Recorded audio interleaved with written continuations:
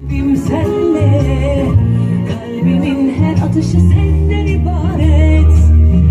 Sence de bazen çok saçmalamıyor muyuz? Ufacık sorunları bile büyütmüyor muyuz? Böyle ayrı kalmanın kime faydası var aşkım?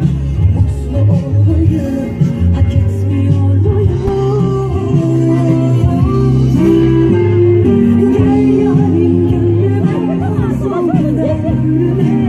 Söylesin tüm şarkılar.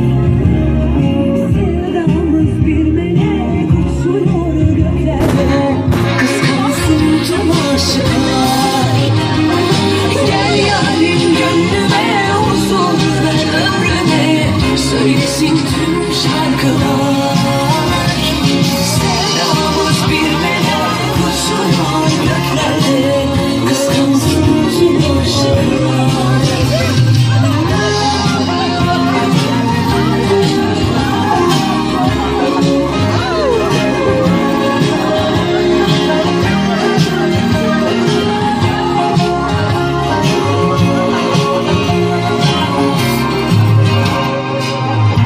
Bir masal yazdım hepimiz biz, bir hayal çizdim göz gözeyiz biz.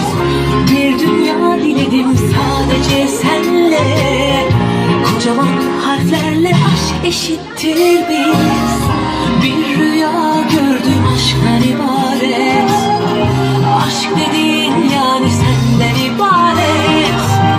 Cenneti yaşıyor bu kalbim senle, kalbimin her atışı senden ibaret. Sence de bazen çok saçmalamıyor muyuz?